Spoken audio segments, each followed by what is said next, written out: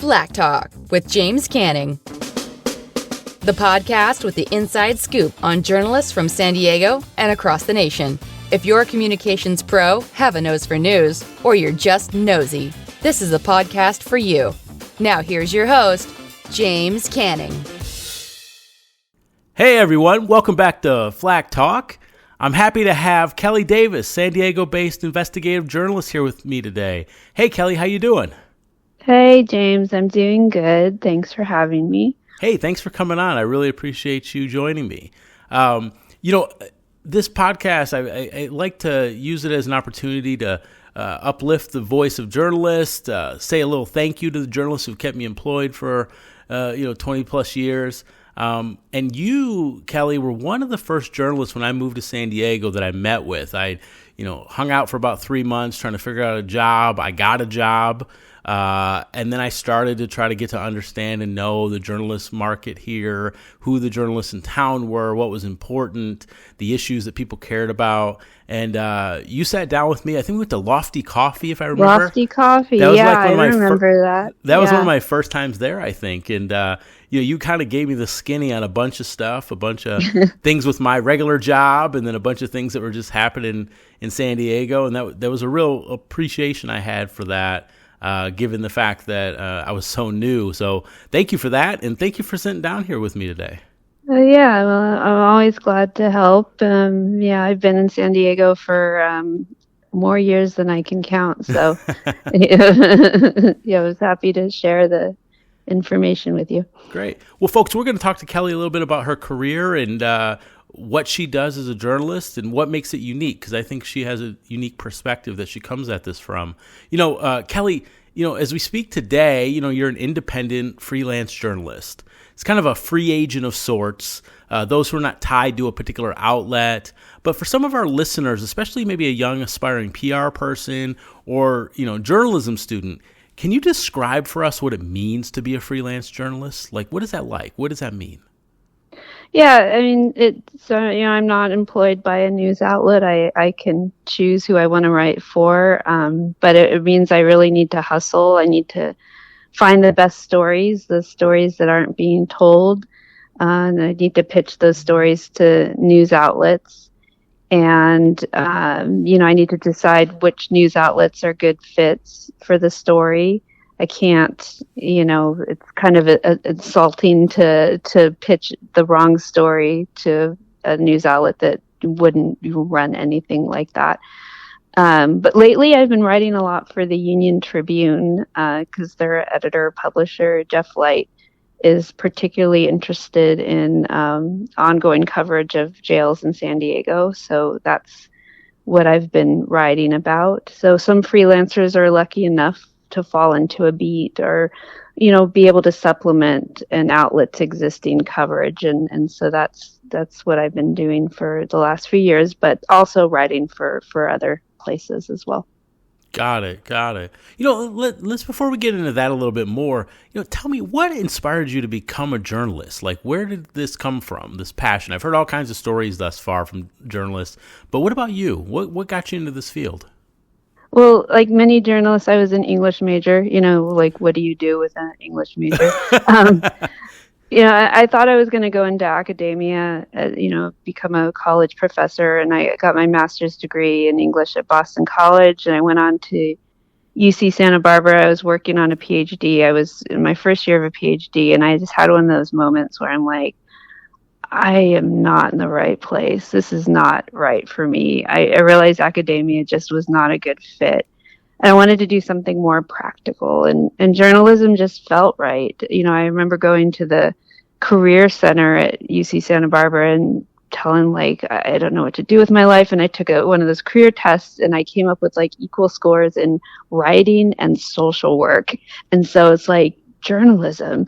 And I just immediately fell in love with it. And it's just kind of scratches this itch I have to tell stories about, social justice, criminal justice, writing about people who often get overlooked. It's just, just kind of fulfilled, what I was looking for way back way back when I was that lost grad student. No, that's great. I think, I mean, anyone who's read your work can see the great writing, but I think we can also see that kind of that social work, that care and compassion that you show in your writing. Even though you're an objective journalist, you show that definitely in the stories that you write. There's a cause out there that you're trying to make sure people know need some support in the stuff you write. Definitely. What, let's talk a little bit more about that, that independent investigative journalist. Like for those out there, like what are some of the challenges for someone who wants to start down that path? And then what are, some of the benefits? I mean, you kind of alluded to it a little bit earlier, but you've been doing this a little while. So, I mean, obviously it's bode well for you. And there's those that don't want to be tied to a particular organization and want that freedom. What would you say people should do to address the challenges, but then also succeed? I think that it would be tough for someone just right out of the gate to become a freelancer, because you really need to build up sources, build up confidence, get to know editors, get to know the playing field, and that's what I did for I was a journalist for 14 years before I was became a freelancer. So I really had a good sense of what the market was like. And unless you're writing those $1, $2 more award stories, you got to have something else to pay the bills. And so I have a lot of experience in copy editing. So copy editing kind of supports my journalism habit. It gives me it's kind of a side gig, to earn some additional money. And it allows me to really be picky about what I write about and who I'm writing for. That's wonderful. That opportunity to kind of chart your own course and be picky is a lot of freedom that folks want to have. Let me ask you a question about the copy editing. Are you doing that mostly for journalism organizations? Or are you doing it for book publishers, or what type of, where does copy editing come in? Like, are there a bunch of different people that need it, or where does that fit in? Like, what types of groups? Mostly like non-journalism, actually I do some stuff for San Diego Magazine. I do some stuff for Sharp Healthcare. I worked for a software company. I've do like contract work here and there.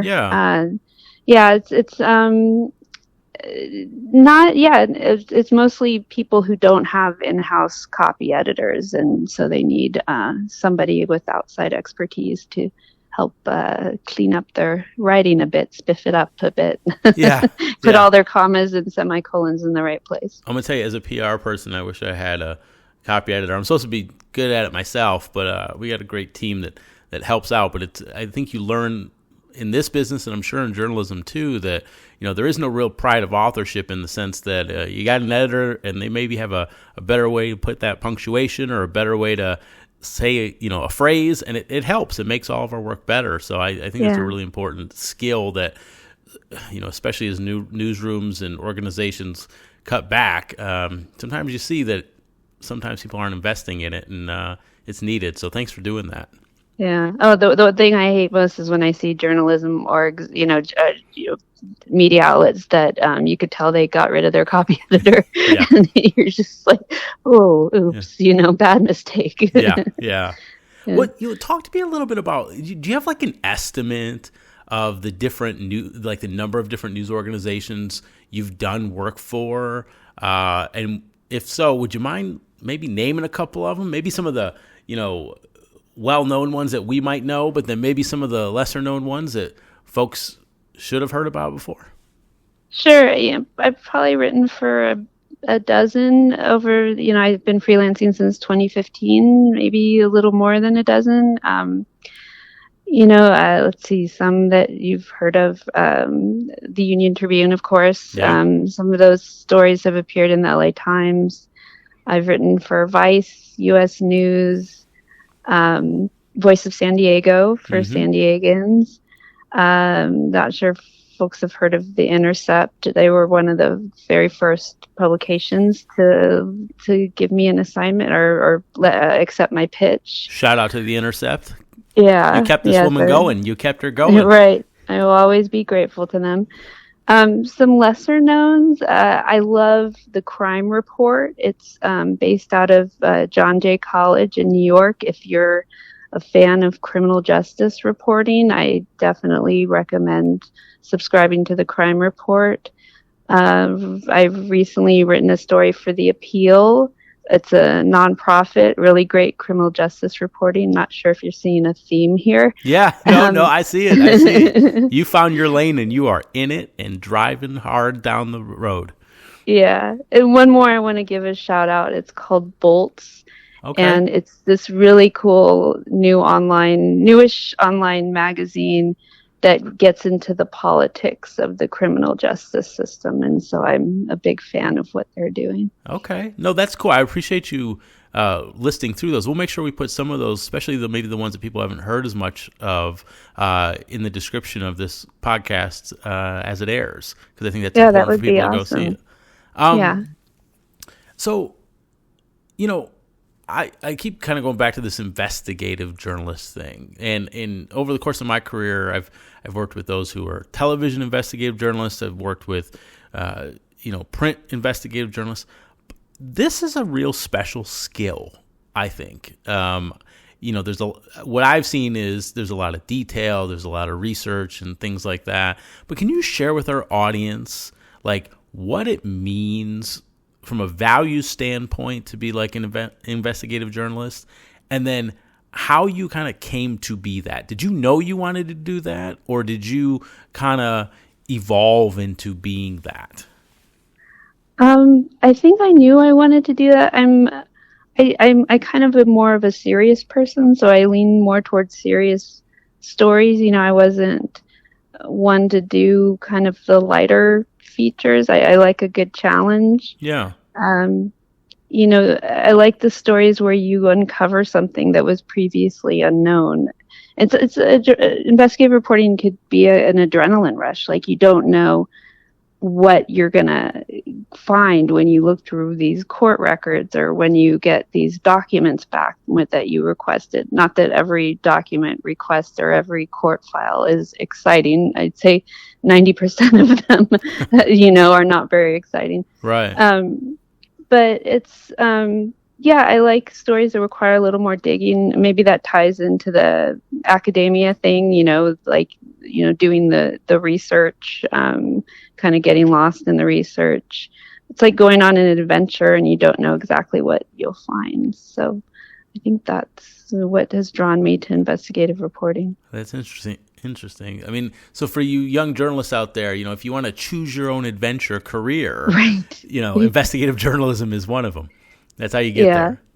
So, Kelly, I mean, you've alluded to it a couple times, but, many people probably recognize your name, Kelly Davis, because of a series of stories you and Jeff McDonald of the San Diego Union Tribune wrote about county jails. But will you share with our audience another story or series of stories that you've done not involving the jails that you're most proud of? Actually, the very first story I wrote is for an editor named Dave Rowland. He now works for the mayor's office here in San Diego, but he was my first editor. Mm-hmm. We were up in Ventura County. I was working for a newspaper, alternative news weekly called the Ventura County Reporter. And Dave called me up and he said, there's this young black man who's been shot and killed by the Oxnard police. I want you to find out what happened. I have no journalism experience except a class that I took in college. And so I'm like, but hey, I'm being offered this story. I'm going to dive into it. Yeah. So it ends up Robert Jones. He was, a young black man, talented artist. He was home on a break from school, living with his parents, and he started showing signs of mental illness. It was probably early onset or the early signs of schizophrenia, and he'd taken a knife from the kitchen in his parents' home, and he was threatening to kill himself. So his mom did what so many parents do and called 911. Yeah. And, we hear this so often, they think they're going to get help. And police showed up. Robert retreated to a closet, and he was kind of huddled in this closet when police broke into the room.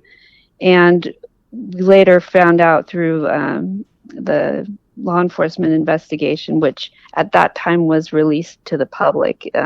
These days, we probably wouldn't see an investigation of this sort, because there have been some court cases since then that have put a real lockdown on information.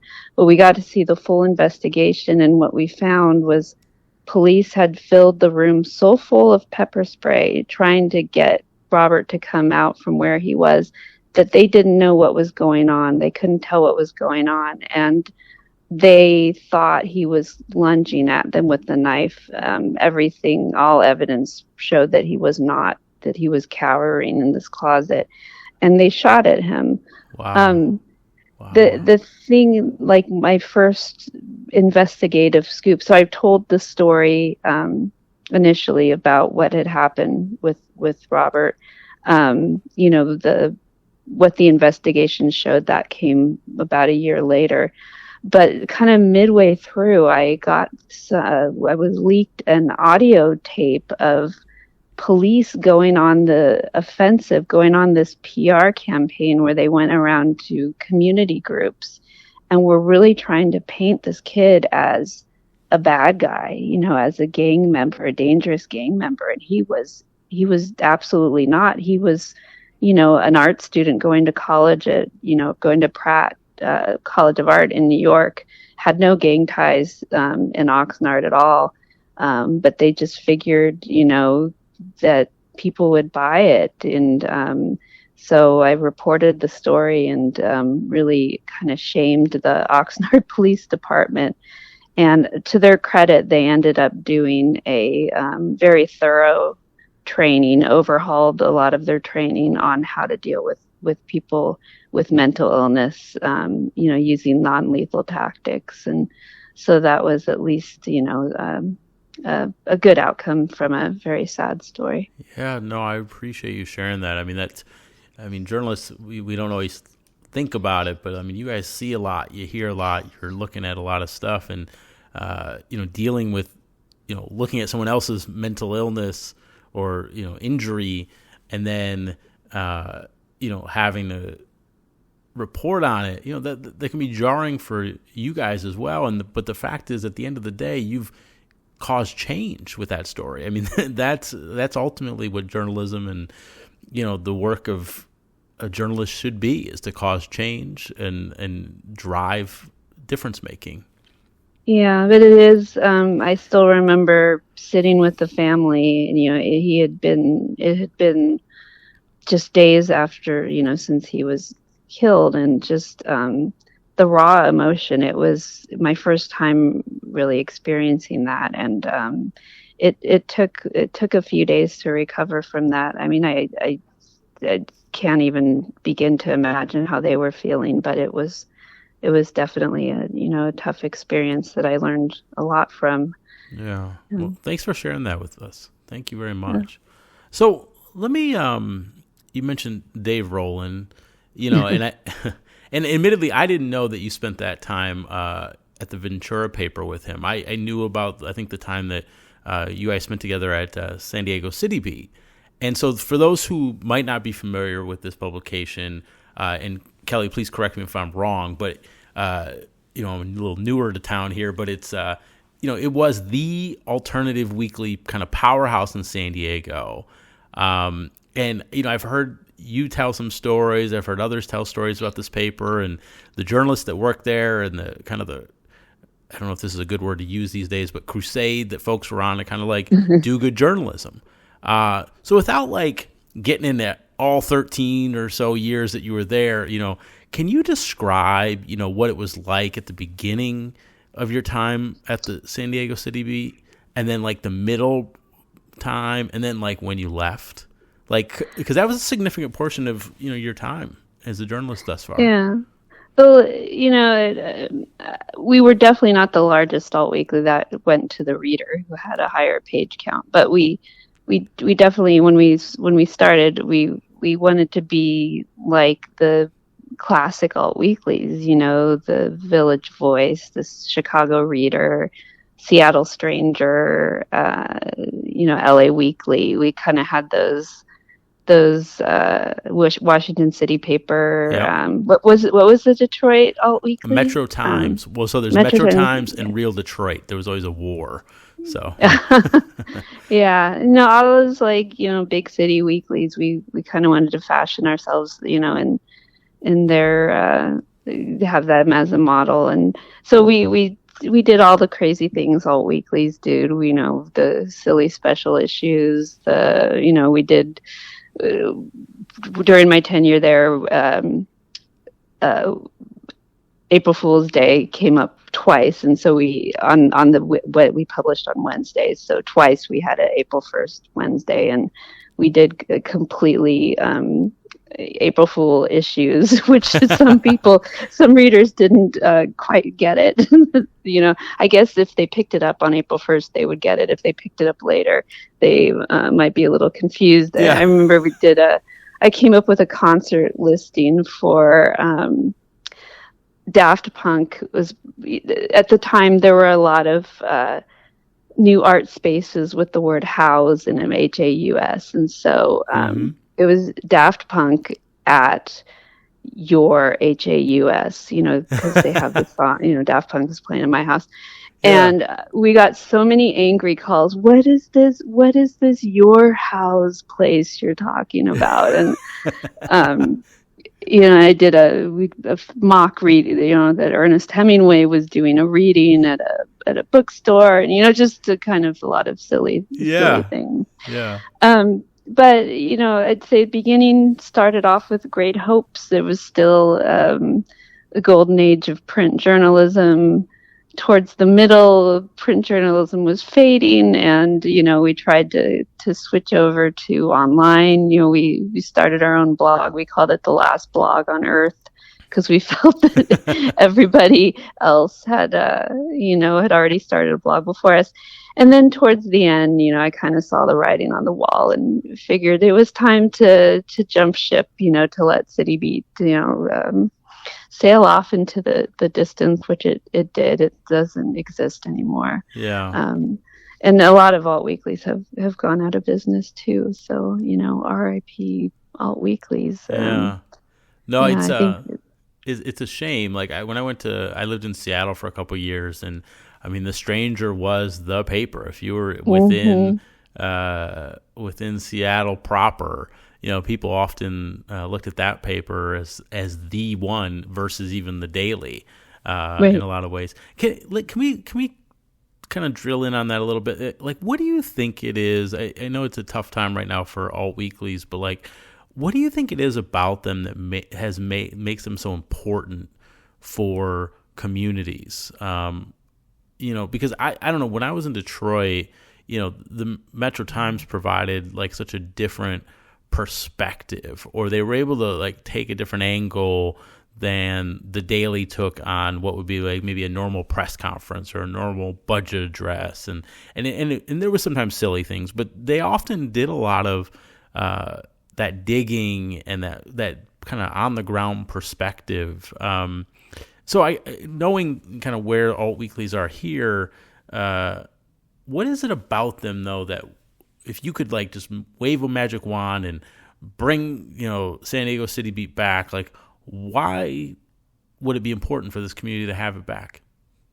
Well, I think we had a very strong editorial voice. The paper always started off with an editorial, and I think we did some great editorials that were always relevant and timely.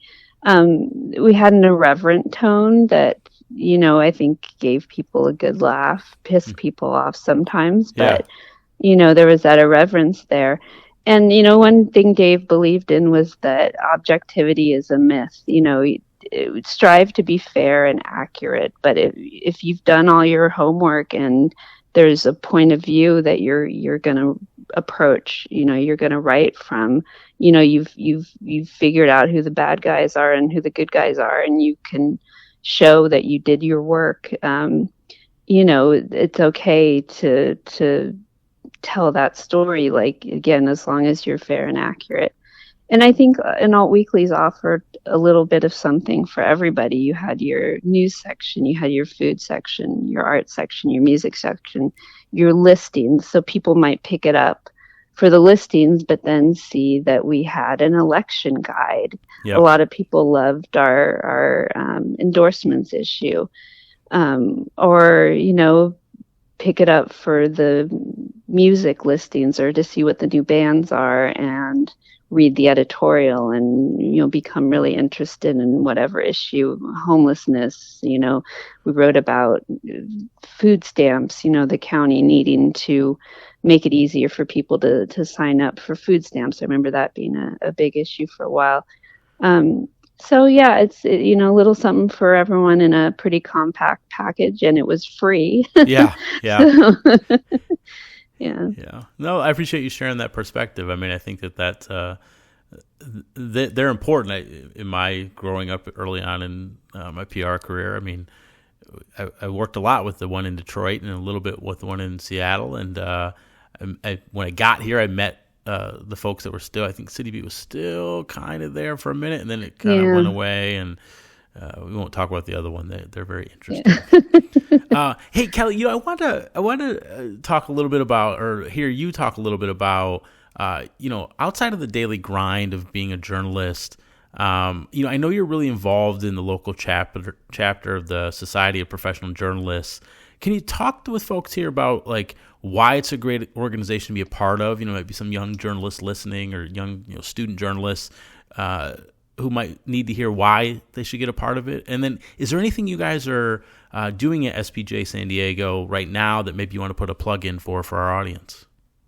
Yeah, so it's Society of Professional Journalists, oldest journalism organization in the U.S., and they have chapters throughout the country. And so we have the San Diego Pro chapter. There's also a chapter at SDSU. And we advocate for freedom of the press, for access to information. We've worked with the county and the city on public records requests, being more responsive. We've advocated for laws to be passed. We actually are signing on to as supporters for a law that will give journalists return to journalists the ability to visit jails and prisons in California. Jails, not too difficult to get in a visit, but if you want to go visit someone in prison as a journalist, you're probably going to get turned down. So this would restore the right of journalists to do prison visits. And we also give out scholarships. I have been so impressed with the quality of the college journalists in San Diego over the years. I've been on the scholarship committee, and they just do some really great work, and I'm always thrilled when we give out our scholarships. No, that's awesome. I appreciate you sharing that. Now, I'll make sure I put the right link to SBJ San Diego in the description of this podcast when we launch it or release it. Kelly, this has been a really great conversation. I think we've learned a lot about you and learned a lot about your career and kind of the path you took and some of the interesting twists and turns of being an investigative journalist. Before we wrap up here, I got a little thing that we always do. We call it the breaking news round. It's like do do do do do do do, and then we ask you some kind of random questions about yourself. I think people have learned a lot about you, but these are more fun questions, maybe, not so deep in some respects. Are you okay? Are you down to play breaking news round? Sure. Okay. Yes, I'll do it. Okay. All right. What's your favorite adult beverage and why? My favorite adult beverage. I gotta say, I'm a big fan of the rosé. Rosé. Yeah. All right. Or do we include cocktails in that? Oh yeah, whatever you tickles your fancy. I'll take a good martini. A really well-made martini has to have olives. and also a good rosé. French rosé. So is your a French rosé? No, you can be as specific as you want. French rosés. Is it? Do you do vodka or gin martinis? I know you're supposed to do the gin martini, but sometimes I'm in the mood for just a vodka martini with Tito's. It depends. I got you. Okay. Is there like a journalist that you saw growing up, or as you decided to get into this field, out of school, like that you wanted to model your career after, or that you felt was pretty inspiring to you? Oh gosh. Yes. Oh my God. I'm having a bit of a mental block on remembering her name. Oh no, you know what?